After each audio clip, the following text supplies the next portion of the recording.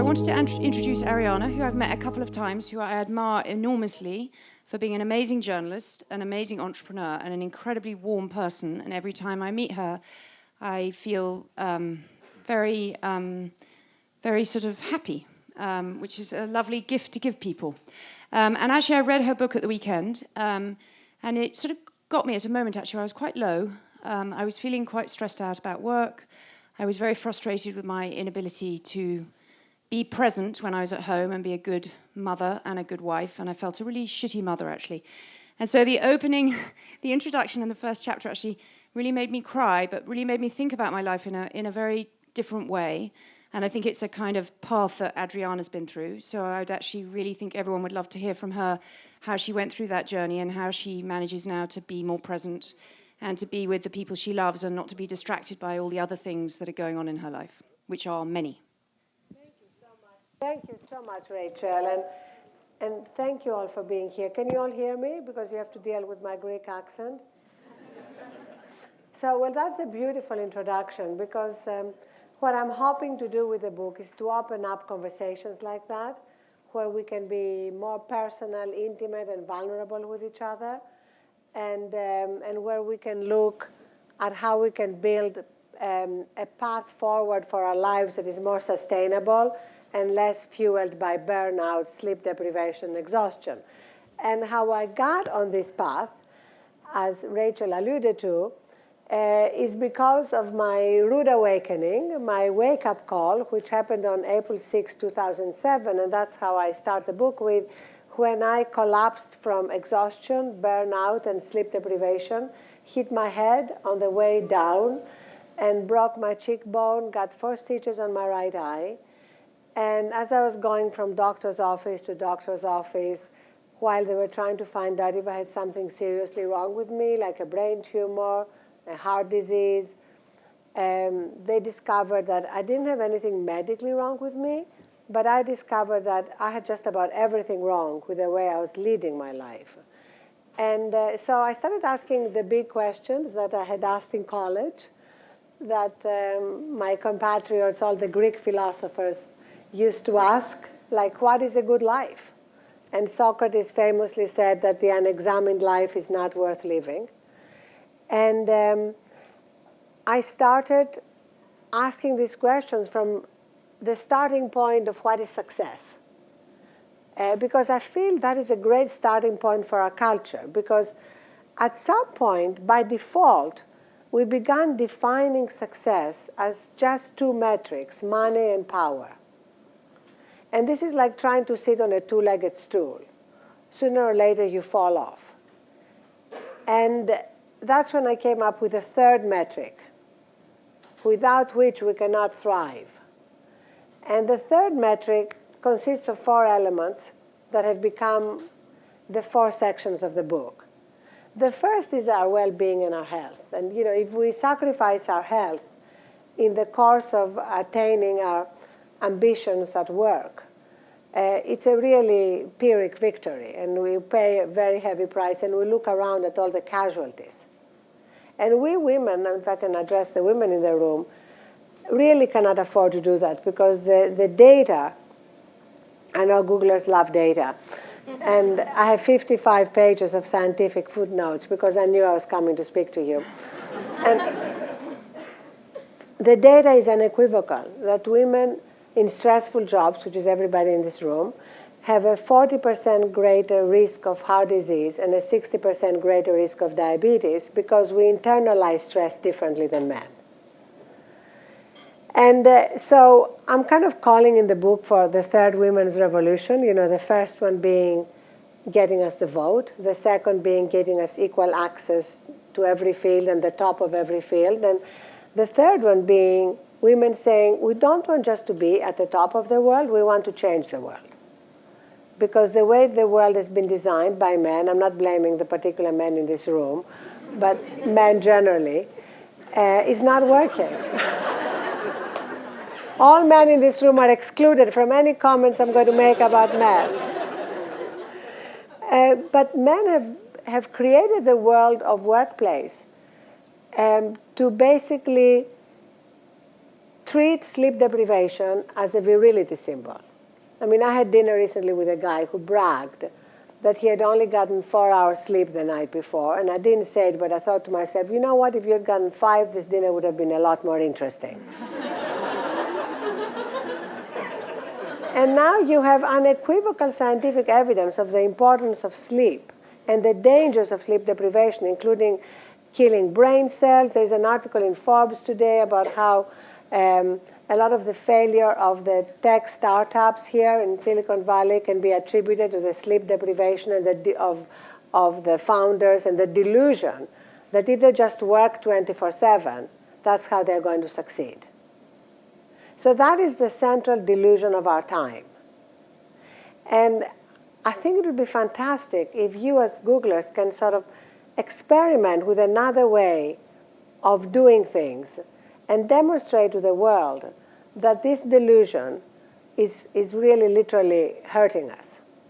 And I thought back to, I thought of that actually after I wrote the book, so it's not in the book, but I thought of how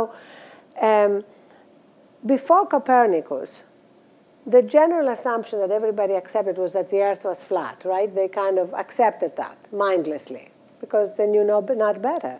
I think the equivalent of the pre-Copernican flat Earth assumption in our society is the delusion that in order to succeed, achieve, accomplish, change the world, you have to be plugged in all the time, and really that's a demonstration of your commitment, of your seriousness about this, and anything else is basically slacking off and wanting to chill out under a mango tree. And, you know, the evidence, the scientific evidence against that is conclusive, especially in the last few years. So all we need to do now is to A, read the evidence, and B, and much more important, take actually tiny, microscopic steps in our lives to change. And when I say macroscopic, I have 3 steps at the end of each section, as you know, Rachel, which are really small and manageable and tiny. Because I really think that if we can experiment, again, that's the other thing you like to do, right? If you can experiment with that, you will get your own proof. You don't have to trust me or even the science. You will get your proof, and you'll get it very quickly. It's interesting on the sleep. I remember after the birth of my first child, which I didn't find a terribly enjoyable experience, not so much the birth, but the after bit. It was sort of some object that didn't do what I wanted it to do and didn't respond in the ways. Right? Exactly. And I was so overtired, and being overtired made it much, much worse. And when things go wrong at work, it's normally because you're overtired. I also have a husband who's a bit eccentric in that he refuses to have any kind of phone at all. And so he actually never looks at email. He looks at email for about half an hour a day. And he's much more productive and efficient than anyone else I know, because he doesn't actually just sit there like a gerbil on a wheel, just responding to the emails that come in and then generating more and more emails. He actually decides what he wants to do in the morning. He goes and does it. And by the end of the day, he's normally done it. Wow. And it's very... Yeah, I mean, it's also profoundly selfish because it means no one in his family can get hold of him or interfere with him or do anything else. But it's been very interesting to me because I just wouldn't have the self-control to do that. Because actually, when I'm not with my computer, I feel very tense. And after I get off an aeroplane and I open my computer, I can feel this sort of, I'm back with my addiction again. It's very sort of interesting, and I literally don't have the self-control. So I think it really would be great to hear from you, sort of 2 or 3 of the small steps that really started, getting you back to a state where you didn't feel that you were constantly needing to be connected. I mean, when you sort of realized that you had a problem, what were the first 1 or 2 little things that you did that maybe some of us in this room could start copying? Because the notion of completely changing your life seems very scary, yes. But I think the notion of the tiny steps is really great. And first of all, like in AA, acknowledging that we have a problem is the first step. Acknowledging that our lives have become unmanageable and we need some higher power to help us, wherever we find it, is incredibly important. For me, the microscopic step I took, which at the time seemed actually pretty big, was to, at night, to charge my smartphones, iPads, all devices outside my bedroom. How many people here sleep with their smartphones beside them or with them? Wow, this is definitely the biggest percentage of any group I've spoken to. Wow, so this is great because you can actually get immediate results by simply chart tonight, and then can you please write about it on your own blog, Facebook, Google Plus, and the Huffington Post. I will give you my email address to make it super easy to bypass the Huffington Post bureaucracy. It's Arianna with one R and two N's at HuffingtonPost.com. And seriously, I would love to hear, what happens to you if you charge your devices outside. Because what my experience and the science show is that if you wake up in the middle of the night to go to the bathroom, whatever, you are going to be tempted to look at your data, right?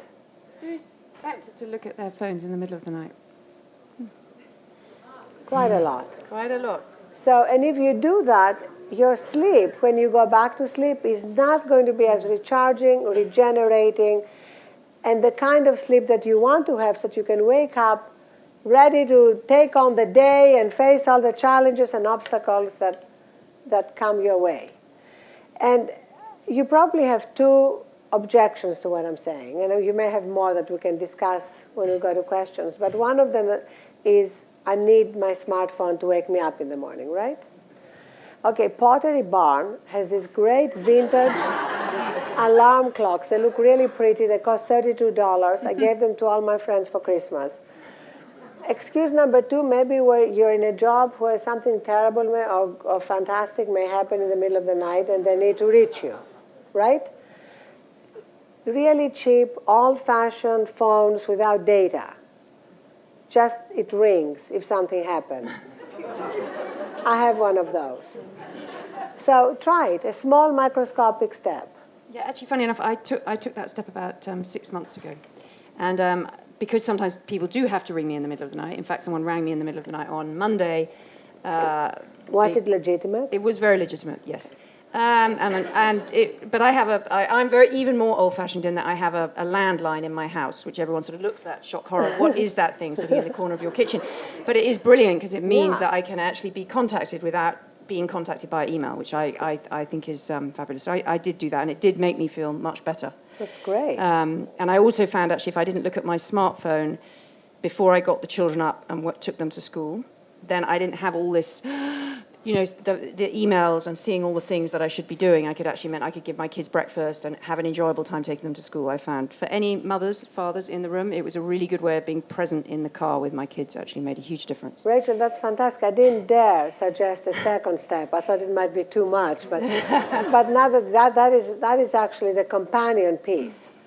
Because most people sort of literally open their eyes and grab their phones, and there is no entry ritual.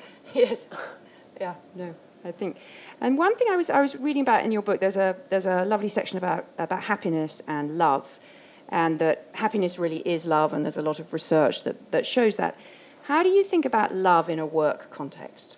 I think in a home context, it's very easy for everyone to understand that. But if you think about being happy at work and love being an important part of that, is that love of doing your work well? Is it the fulfillment that comes from creating something beautiful? How do you think about that in the context of your work? That's a great question. I think there are a few different entry points depending on your personality. One entry point is bringing joy back into our everyday lives. Because so many of us, and I speak as a complete culprit, as like a certifiable type A workaholic-driven personality who basically felt my job was about getting it all done, getting it done in time, getting it accomplished, and joy, who has time for joy? And now I feel that not at all, that it's like when I'm not joyful, I look at what happened. I don't mean joyful like there are no challenges, problems, etc. I mean like when I'm not like, hey, this is great, I'm blessed, I'm doing something I love, I'm grateful. When I don't have that feeling, I know I'm off. I need to course correct. So joy, kind of really checking in and seeing, how am I doing? you don't even have to check in because you know when you are in the flow, in the joy, and when you're not. The second one is, and this is one of the microscopic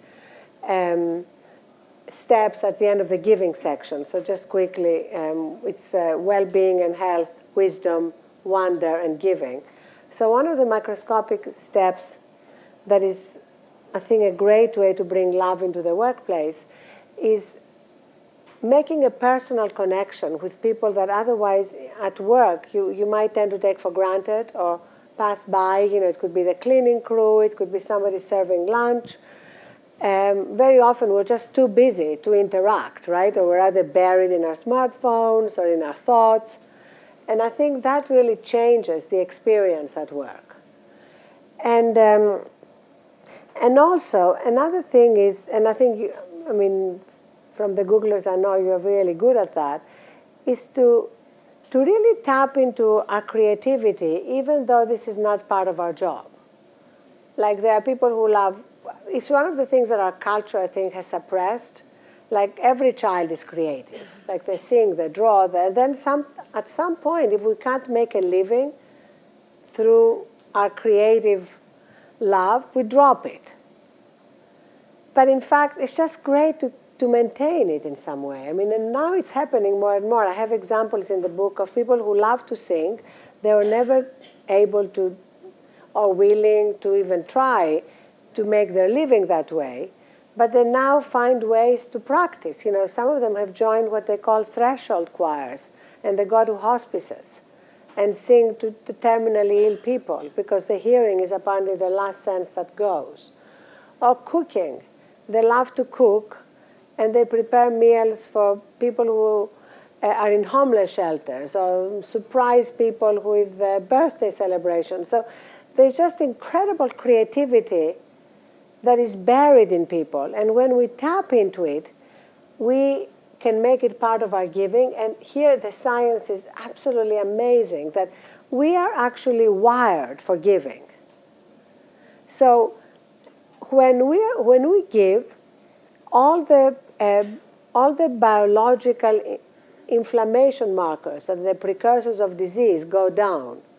And we are simply engaged in self-gratification, they go up. Obviously, life is a mixture, unless we have a lot of Mother Teresa's here.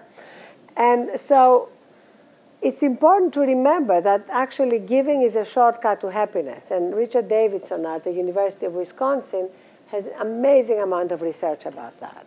Yeah, I was very interested in reading the Giving book because it reminded me of a conversation I had a couple of weeks ago when I was down in San Francisco. And there's obviously a lot of debate going on about technology companies in San Francisco and the role that we play in society. There is a subset of people who I was talking to who really believe that their product is their gift to society. And I said, yes, that's a good starting point to have a product that's great for society, but it's probably not sufficient, and it's probably not going to be seen as sufficient by the community in San Francisco who expect people to be present and part of the community and not just their products. And so I sort of thought that was an interesting observation. I also thought that in the giving, I think that the notion of public service has become massively undervalued. You touched on that in the section. And I think bipartisanship in all the sort of partisanship in politics and things makes that very hard. The sort of old-fashioned public service that my parents probably think about and many people's parents would think about seems to be terribly, very different from how people think about public service and politics and those kinds of things today. And I'm sort of interested, you've obviously dealt with lots of people who do public service. You could argue that journalism is a public service. How do you sort of think about public service, and what do you think we're getting wrong at the moment that people don't want to stand up and do that stuff in some of the more traditional ways that they're used to? Yes, I think a lot about it because I've always been fascinated by politics, and you spend a lot of time around politics, and something has happened where people have kind of lost hope that good, major, big things are going to happen through politics. And I think we need to kind of recapture that spirit where, A, we don't demonize people that we disagree with, and B, can sort of take it to the next level. Actually, I know your husband worked with David Cameron, and I quote what David Cameron said. He said actually two important things, one of which was really misunderstood which I thought was really important, about compassionate capitalism, that whole element, which was really, for me, it's very important, not just to delegate our compassion to government. Government has its role, but to also take some responsibility ourselves. And the other thing was about the National Happiness Index, that it's not just about the gross national product, it's how do you measure well-being? How do you measure a country's human capital, basically? And we have like staggering statistics of dysfunctionality here. We have, in the States, 3/4 of our healthcare costs are for preventable chronic stress-related diseases. We have an epidemic of increasing addiction, depression, all the criteria of sort of lives that are not sustainable without some kind of chemical crutch. And that's why I feel that right now we are at the kind of tipping point where a lot of people realize that fundamental changes have to happen, and they're starting at the individual level, but a lot of companies, Google included, are recognizing that the well-being of their employees is not separate from the bottom line of the company.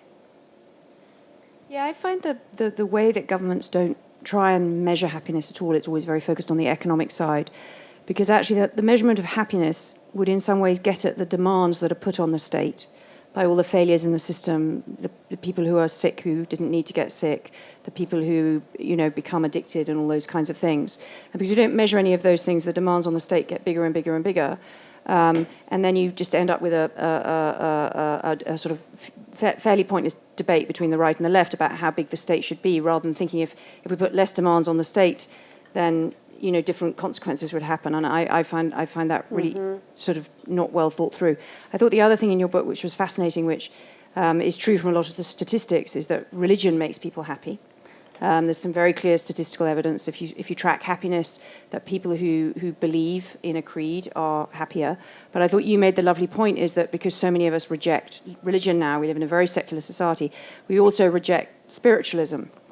And that's a big mistake, because spiritualism is an enormous part of well-being and joy and about future learning. And I was really interested in your thoughts on that. And it's very different.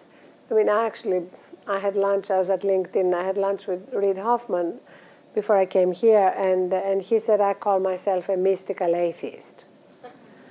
And I think a lot of people who would say they're atheists, when you really scratch the surface, they have a sense of spirituality or mysticism or wonder at the mystery of life, but they don't believe in a particular creed. And for me, really what matters, and that's what my wonder section is about, is to have that sense that there is something amazing and mysterious about life, that we haven't figured it all out.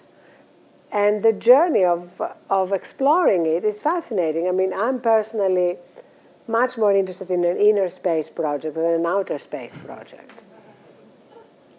And I've always been very interested in that, ever since I was a kid. So I find now that's why I have a whole section on coincidences, because I find that even my most militantly atheistic friends love coincidences, because they're like these kind of miracles that the universe seems to perform anonymously. And you can't exactly explain them, and you don't need to draw grand conclusions from them, but they're almost like a little reminder that we're living in an incredibly amazing, mysterious place. And we forget that when we shrink ourselves down to our to-do list. That's really, for me, the worst thing. If we completely identify ourselves with our jobs, however magnificent our jobs may mean, we are missing out the fullness and the grandeur of what a human being is. And also, I think we make bad decisions about our lives. I was talking to Ellen, I just did her show last week, and we were talking about the fact that if she had really believed in 2008 when she came out, that the most important thing in her life, who she was, what defined her, was to be a successful sitcom host, then she would never have come out. Yeah. Because coming out was important to her as an individual. she didn't want to live with, the shame and the fear of being found out, of not owning herself, owning up to who she was. But when she did come out, her sitcom was cancelled and the phone did not ring for 3 years. After that, of course, she did thrive in every sense of the word, but she had to take that risk. And she wouldn't have taken it, as she said, if she didn't think there was something more in life than a job. That's a rather amazing story. The last thing I wanted to ask before throwing it open to questions, if anyone wants to come up, was Larry spoke at TED last week, actually, and this is about the wisdom and knowledge section. And it became very clear to me in listening to what he was saying and talking to him in advance that search is really a crucial part of who he is, because he's very curious and he wants to understand about the world, and he wants to understand how you can improve things, how you can create a self-driving car, how you could create, bicycles that were more efficient, and that search is a huge part of that. He has this thought, why is it like that? Why does it work like that? And then he goes and searches on YouTube and searches on Google, and he finds all the experts and he finds all the information. And so I just thought that was such a sort of interesting insight as to sort of Google, and it got me from sort of Google and search to your section about wisdom and your point about discovery and being open to new ideas and all those kinds of things, which I guess you get to do a lot in your job anyway. But it's sort of, how do you keep yourself on a constant course of wondering and getting wiser about things? Well, I feel that's one of my favorite things to do. And I also love what Meng is doing here with Search Inside Yourself. And I actually just joined his board. Meng, are you there?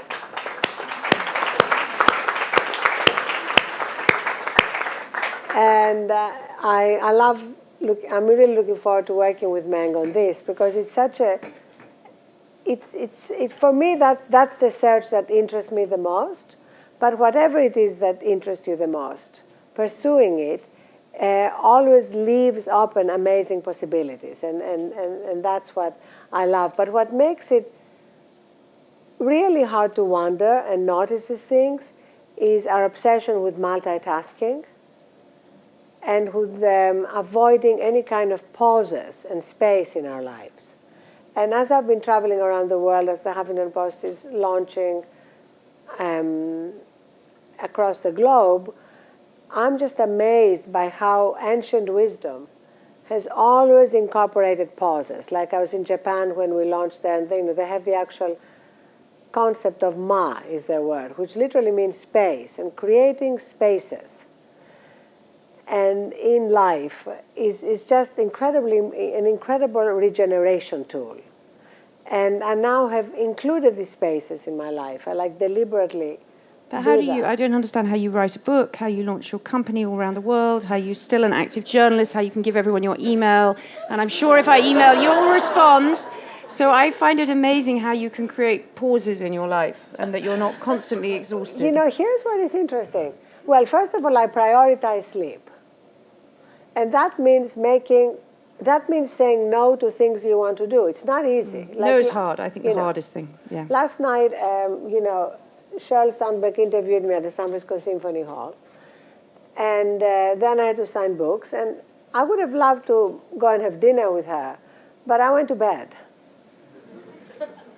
And, because if I had gone out to dinner and hadn't gotten my at least 7 hours sleep that I need and had to get up early to do TV, I would not be enjoying being here with you now. And I'm really enjoying it. And I'm 100% present. I'm not tired. And I hate being tired more than I hate anything. And I've had so many people come up to me in the last 2 days. The book just came out 2 days ago, as I've been talking about. I had actually 2 women who came to me yesterday and said the same thing. He said, I don't remember the last time I was not tired.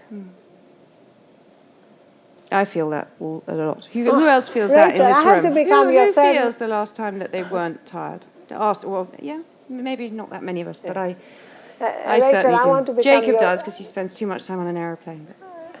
Can I become your third metric sponsor? Yes, please. I'll email you once a week, and I know that you're... I did Karen May, Karen? There's Karen. Karen, where are you? Karen and I bonded at Wisdom 2.0, and we had dinner together.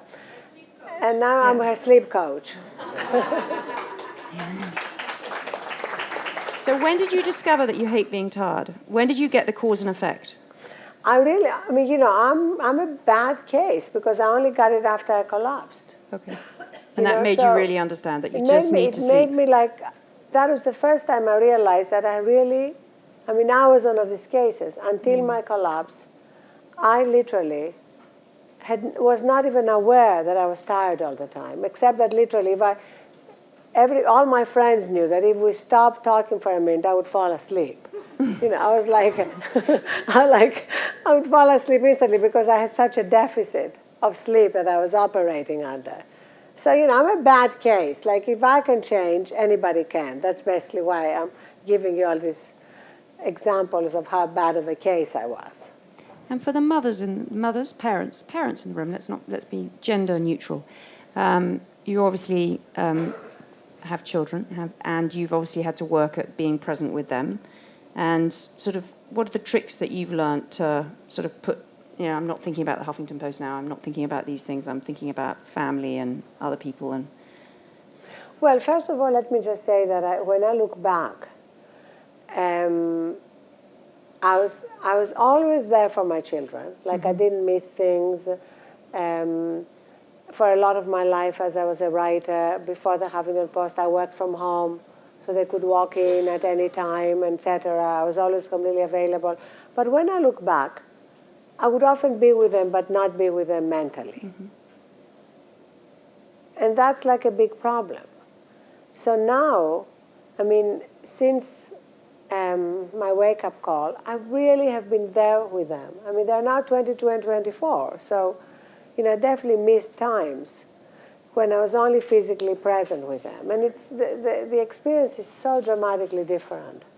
I know I had that last night, actually. I was reading a story to my son, The Famous Five, and I realized I'd read an entire chapter to him out loud where I had been writing a blog post in my head, and I couldn't remember a single thing that was in the chapter. It was extraordinary how one can just not be present at all. And what was interesting is after I put him to bed, I then couldn't actually remember a single thing of the blog post that I'd been doing in my brain. So I'd ended up failing at both things miserably, although I don't think he noticed, actually. But I certainly noticed, and I find it really... And that's why I think phones and things can be so bad, because when you have them with your kids, you want to be present, and just a little bit of looking at an email or looking at a text message just gets you straight thinking about the other thing rather than being focused with them. But, honestly, Rachel, I can't say enough about how important it is that you are talking about that, or that we are having this conversation, because that's what we haven't had, and having this conversation and saying, what it is that we are experiencing is going to make all the difference. Someone else wants to share. Hi, welcome. Καλώς ήρθες. Τι κάνεις? This is going to be in Greek. Με χαροποιεί που μια Ελληνίδα διαπρέπει στο εξωτερικό. I had a quick question. It was more geared around diversity. So as a fellow Greek and a woman, I'm sure you've been quite diverse in your space. And I was wondering, what are some of the challenges you faced in the business world, or perhaps how you use diversity as an advantage? Well, some of the challenges I faced were inside my head, because for a long time I had a huge problem with my accent. It was the bane of my existence. I tried to change it. Actually, my ex-husband gave me the most passive-aggressive gift one birthday. He gave me a dialect coach to follow me around for 2 weeks. And not just any dialect coach, but Jessica Drake, who's a famous Hollywood dialect coach who trained Tom Hanks in Forrest Gump. And she would walk around with me and give me notes, including my children were young at the time. She would put diphthong symbols, on the Dr. Seuss book, so when I would be reading to them, I could be practicing. And by the end of 2 weeks, I was completely paralyzed. I knew what I was doing wrong, but I couldn't fix it and have a normal life. And also, soon after I divorced my husband, not because of the dialect coach. So I think I'm saying that obviously every company needs to pay attention to diversity for the sake of creativity, culture, and everything. But also we need to realize how much of what happens with us immigrants, outsiders, is in our heads. And one of my favorite quotes in my book is from Montaigne. He said, there were many terrible things in my life, but most of them never happened. Thank you. I think there's another. Hi, I'm one of the perpetually tired, so hopefully this is coherent. I was wondering, I love the metaphor of the two-legged stool and the third metric being the third leg.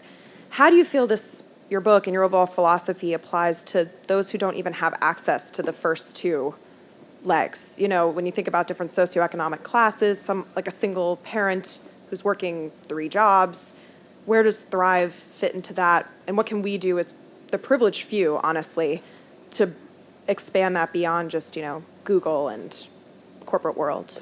Absolutely, great question. I have a whole section in the book about that because I feel everything I'm saying and all the tips and practices in the book are ultimately about building our own human resources and our own resilience and recognizing that whatever our circumstances, whether we're at the top of the world struggling with all the demands of success or struggling to put food on the table, we all have a place in us, all of us, just by virtue of being alive. That is a center of strength, wisdom, joy, and peace. We all have it. We would not be alive if we didn't have it. Most of the time, we don't live there, but we all have it, and it's up to us how quickly we can get back to it. So that's why I even include in the book people who are in extreme circumstances, like in concentration camps, like Viktor Frankl, who talked about people in concentration camps, who somehow were able to tap into that center and therefore have the ultimate freedom, which is to choose your own attitude and your own way of thinking and responding. And also, I have studies, like there was a famous study done in Illinois when the Bell phone company downsized dramatically, like 50% of the employees lost their jobs. And they followed everybody who lost their job. And they saw that 2/3 of them were kind of destroyed by it. They became alcoholics, depressed, got divorced. 1/3 of them thrived. Not only did they survive the downsizing, but they went on to start their own companies, go to bigger and better jobs. So how we respond to bad things happening in our lives, even terrible things happening, is a function of how resilient we are and how much we have developed our own human capital. I thought Frankel's book was amazing. Yeah, about how some people got broken by it and some people were able to move beyond it and through it. It's really amazing. Hello, thanks for coming.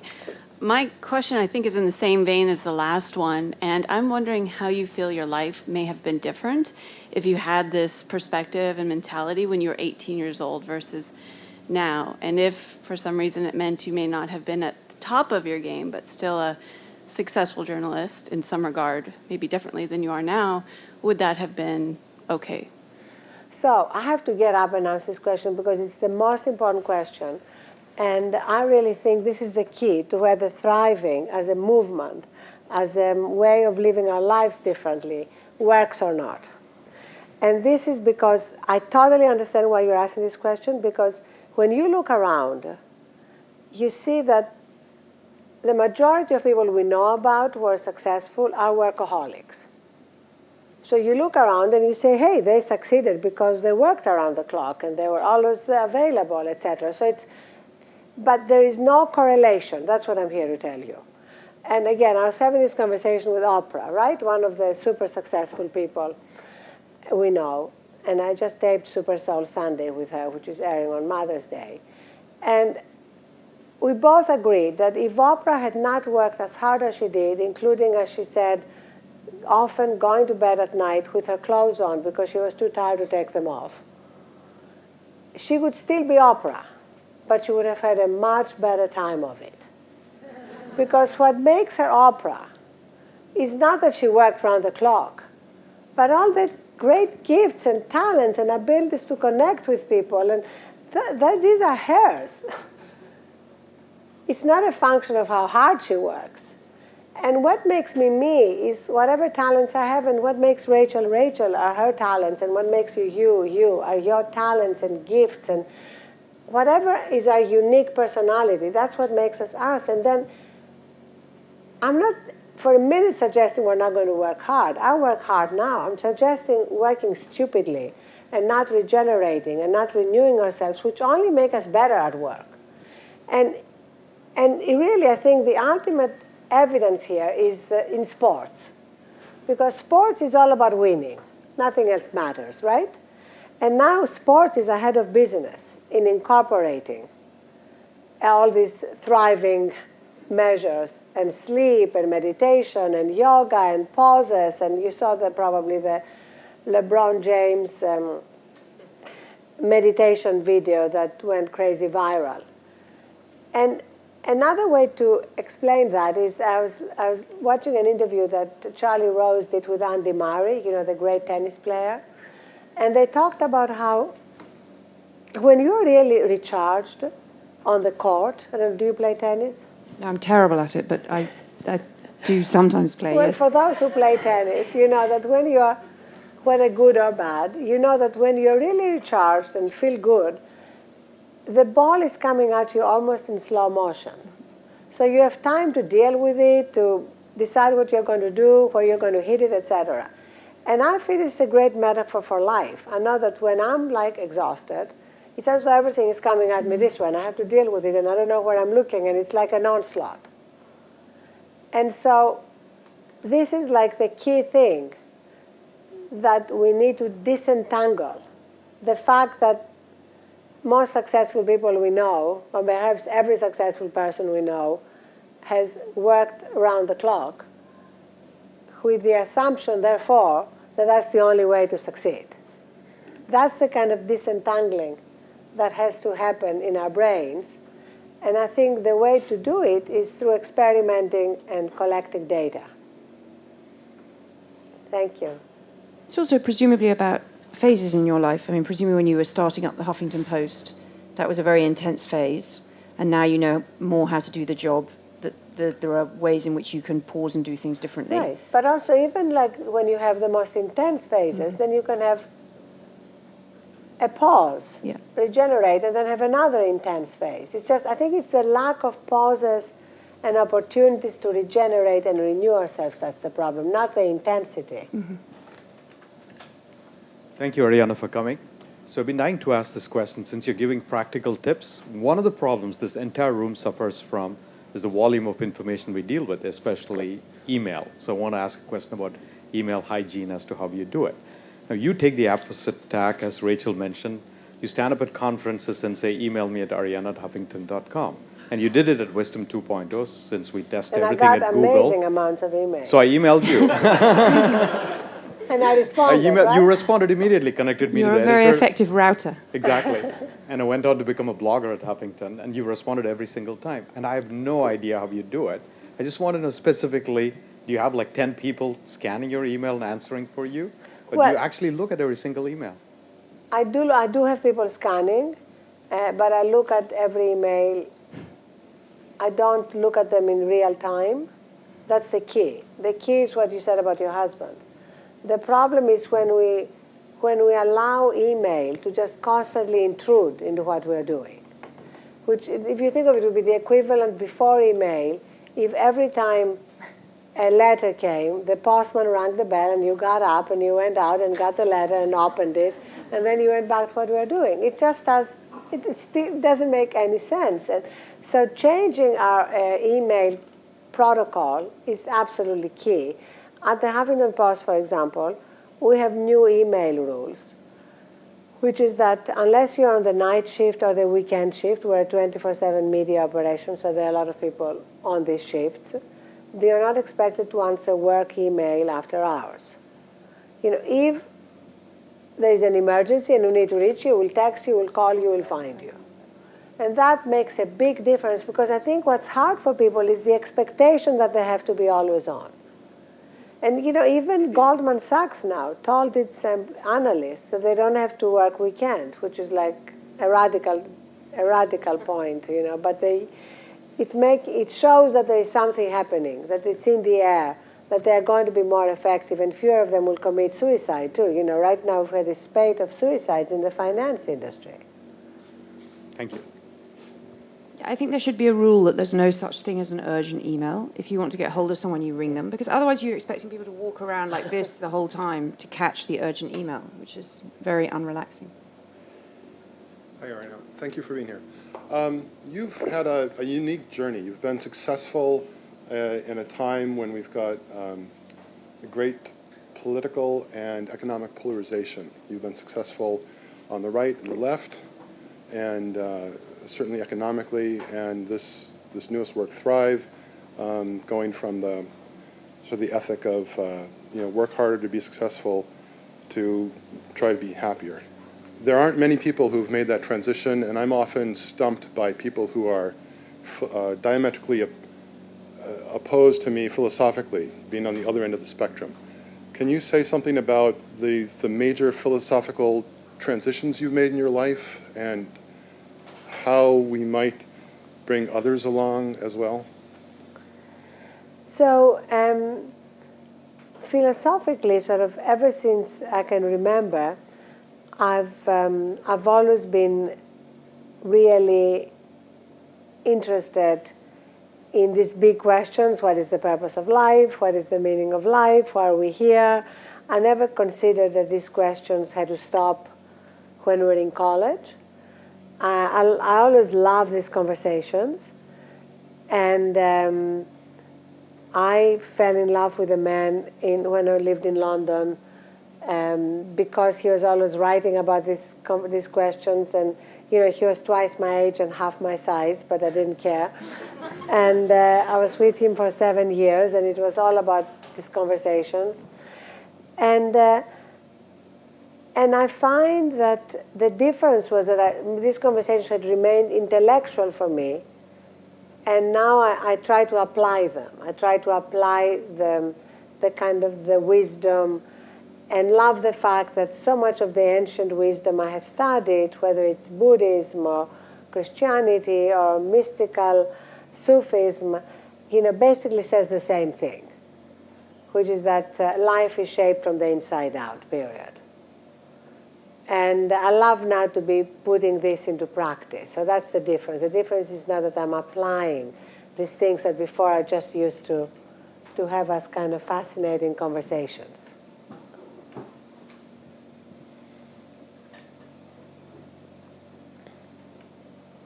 Hi, Arianna. Thanks for coming. So you talk about pauses and building them into your life. And I, 2.5 years ago, took a 3-month break from Google for an unpaid leave. So I'm wondering, what is your take so we can help companies figure out how to build in these pauses that ultimately make people more effective, more visible, and more just having more energy overall? Because I feel like that's one of my main messages that I want to be sharing with people, as I've learned a lot from that, and I want to help from the corporate level other companies understand. I would love to hear what you have to say about it. Well, that is the key, sharing your experience, because we need more role models of doing things differently. So at LinkedIn, where I was before, I was talking to their general counsel, and Erica, who is one of the more successful women lawyers, was talking about how she started integrating pauses in her life.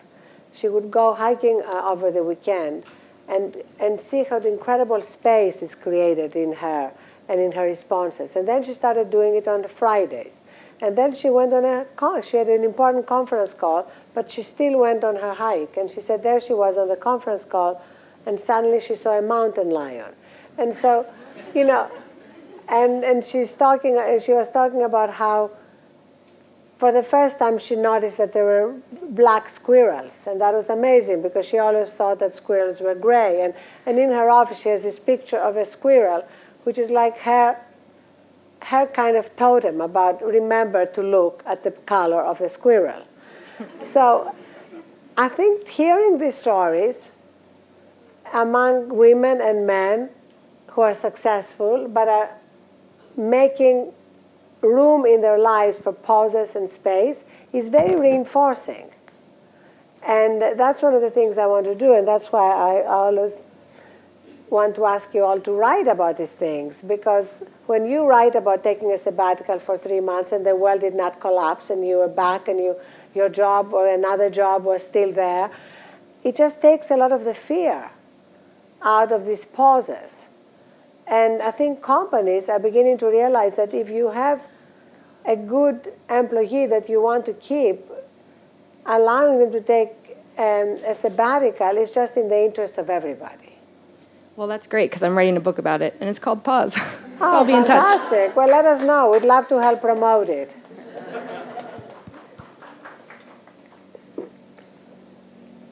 So I've been at Google for 9 years.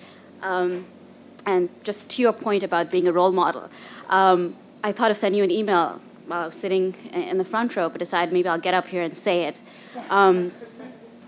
We talk all about working around the clock. I've been at Google for 9 years, and I don't work around the clock. I don't check my email. I don't respond to email in the evenings. And I think I've done fairly well at Google. So I'm standing up here telling people that you can do it at Google. You don't have to be connected to your email. You don't have to respond to everything in real time. But it's hard to say it because you're in a company where everyone does it. And so you kind of stand out as the anomaly. So I think we have to figure out how to make this a safe environment in Google, in the corporate world, to talk about it, to say you can be successful, you can do great things by taking pauses, by doing things that you're more interested in doing on weekends than doing a document or an email. But it takes people to stand up and start talking about it before that can happen. Absolutely, until we get to a critical mass. And so everybody who stands up, as you did now, and says that, is bringing us closer to the critical mass. And also being aware of companies and individuals who are doing it, like the Boston Consulting Group. They have what they call a red zone report, where if consultants are billing too many hours, they consider them at risk of depression, health problems, etc. So they issue a red zone report and talk to them. So there are I have a lot of those examples that it is happening. It's just us talking about it is accelerating the shift that's already happening. This is a global shift. And it's happening partly because we are recognizing more and more the price we are paying, and partly because more and more people are beginning to live differently, make different choices themselves or in their companies, and seeing that this has a great positive impact. Let me give you an example. Mark Bertolini, the CEO of Aetna, the third largest health insurance company, had a terrible skiing accident, broke his neck, spent a year hooked on narcotics, barely able to function, and then discovered what he called his cocktail of yoga, meditation, and acupuncture, which saved him. It had such a positive, transformative impact on him that he made them available as benefits to his 49,000 employees. And then he brought in Duke University to study the cost benefit, and they found a 7% reduction in healthcare costs and a 69-minute improvement in productivity every day. So you see, here we're talking about data. It's not his opinion. It's not California, new agey, flaky stuff. It's like proof. And that's how we're going to get to critical mass. Thank you for telling us. And I think on that note, we are out of time. But thank you so much for coming and sharing your advice with us. And really, really good luck with your book tour. Thank you so much. Thank you so much. Thank you.